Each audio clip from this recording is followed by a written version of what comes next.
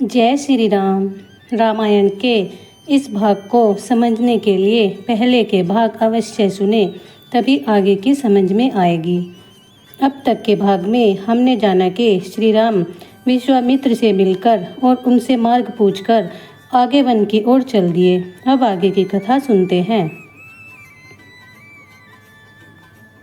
सबके मन में अनेक लालसा है, पर नाम गांव पूछने में सकुचाते हैं। जो व्योव्रत और चतुर थे, उन्होंने राम जी को पहचान लिया। अपने संग के लोगों को सब कथा सुनाई कि पिता की आज्ञा पाकर ये वन को जा रहे हैं। यह सुन सब दुखी होते हैं कि राजा रानी ने भला नहीं किया। उस समय तेज पुंज एक तपस्वी वहां आया। उसकी गति को कभी भी नहीं जानते हैं। यह वैरागी के वेश में मन कर्म वचन से राम जी का प्रेमी था।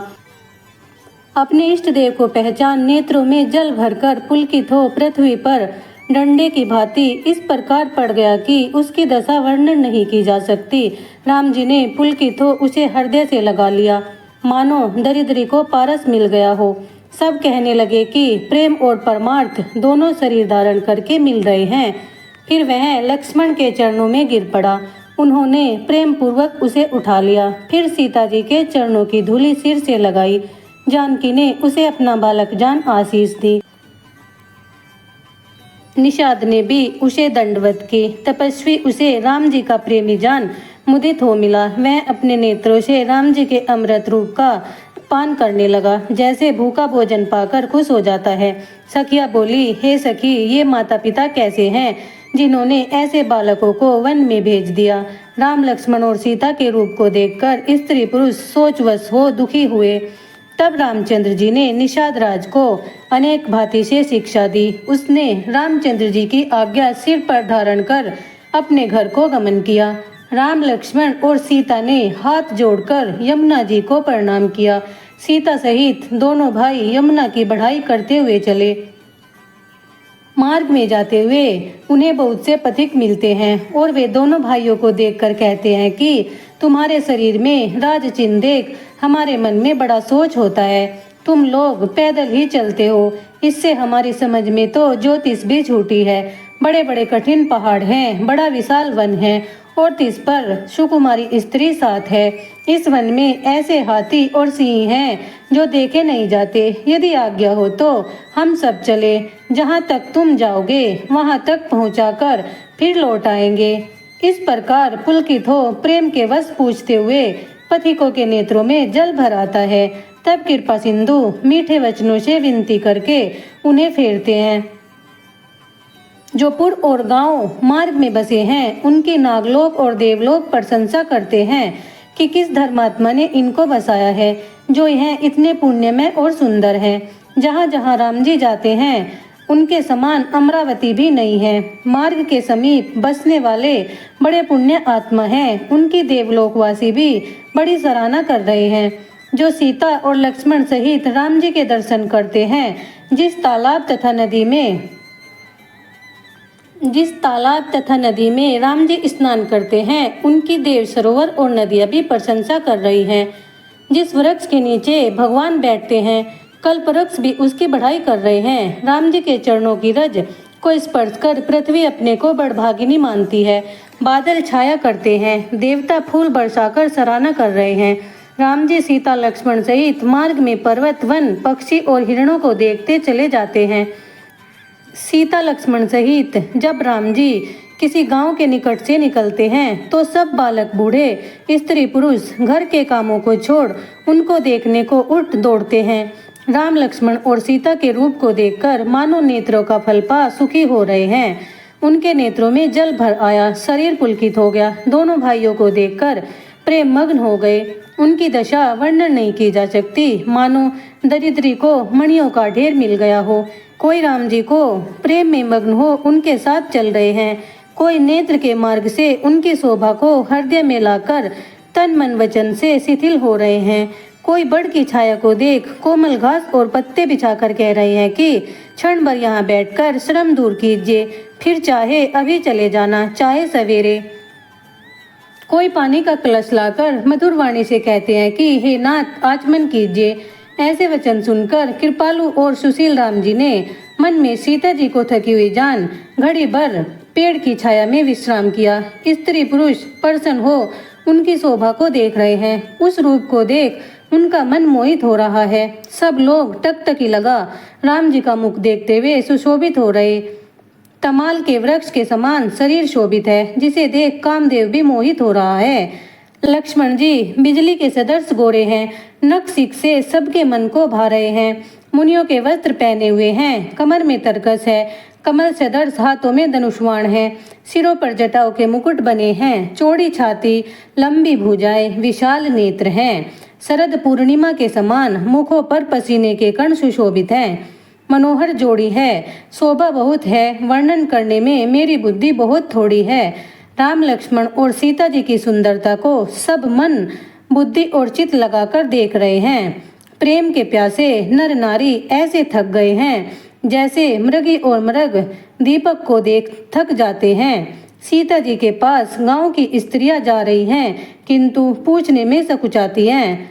सब बारंबार पांव लग शरण और मीठे वचनों से कह रही हैं, हे राजकुमारी, हम सब विनय करती हैं, परंतु स्त्री स्वभाव से पूछने से डरती हैं। हे स्वामिनी, हमारी दृढ़ता को अक्षमा कर गवारिन जान, बुरा न मानना। यह दोनों राजकुमार जो सुंदर है, मरकतमणि और सुवर्ण ने जिनसे कांति पाई है, श्याम और गौरवर्ण किशोर अवस्था वाले सुख के धाम हैं, जिनके पूर्णिमा के चंद्रमा के समान सुंदर मुख और शरद कमल के समान सुंदर नेत्र हैं। हे सुमुखी, यह जो करोड़ों कामदेव को भी लजा रहे हैं, यह तुम्हारे कौन हैं? स्नेह से भरी हुई वाणी को सुनकर जानकी जी सकुचाकर मन ही मन मुस्कुराई। सीता जी उनकी ओर देखकर पृथ्वी की ओर देखने लगी और मन में सकुचाने लगी। फिर वह मृगनयनी स्नेह सहित मीठे वचन से बोली, जो स्वाभाविक ही सुंदर और गोरे हैं, इनका नाम लक्ष्मण है। ये मेरे छोटे देवर हैं।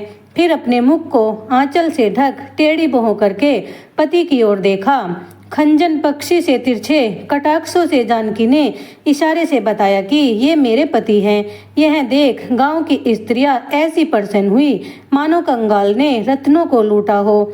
बड़े प्रेम से सीता जी के चरणों में पड़कर बहुत प्रकार से आशीष देती हैं कि जब तक पृथ्वी शेषनाग के सिर पर है, तब तक तुम सदा सुहागिन रहो, पार्वती के समान पति की प्यारी हो। हे देवी, जो हम पर कृपा है उसे मत छोड़ना। हम हाथ जोड़कर विनती करती हैं, जिससे आप फिर इसी रास्ते से लौटें तो हमको अपनी दासी जान दर्शन देना। सीता जी ने सबको प्रेम की प्यासी जान मधुर वचन कहकर समझाया, मानो चांदनी ने कुमुदनी को पुष्ट किया हो। तब लक्ष्मण जी ने राम जी का रूप पा लोगों से रास्ता पूछा, जिसे सुनकर पुर के नर नारी दुखी हो गए। शरीर पुलकित हो आंखों में जल भर आया, आनंद मिट गया, मानो मन दुखी हो गए, मानो ब्रह्मा ने दिया हुआ खजाना छीन लिया। फिर क्रम की गति को समझ उनको सीधा मार्ग दिखलाकर बतला दिया। लक्ष्मण जी और जानकी जी सहित राम जी ने आगे को गमन किया और प्रिय वचन कहकर सबको लौटा दिया, परंतु उनका मन तो उनके साथ ही जा रहा था। लौटने पर नर नारी बहुत पछताते हैं और मन में विधाता को दोष देते हैं। सब दुख से आपस में कहते हैं कि विधाता के सब काम उल्टे हैं। यह निर्दयी और निडर है। उसने चंद्रमा को रोगी और कलंकी बना दिया, कल्पतरु को वृक्ष और समुद्र को खारी किया। उसी ने इनको वनवास दिया है। जो इनको वनवास दिया तो विधाता ने भोग विलास वृथा ही बनाए हैं। जब ये ही बिना जूतों के मार्ग में चलते हैं तो विधाता ने सवारियां वृथा ही बनाई। जो ये पृथ्वी पर कुशा पत्ते बिछाकर सोते हैं तो विधाता ने सेज ही क्यों बनाई।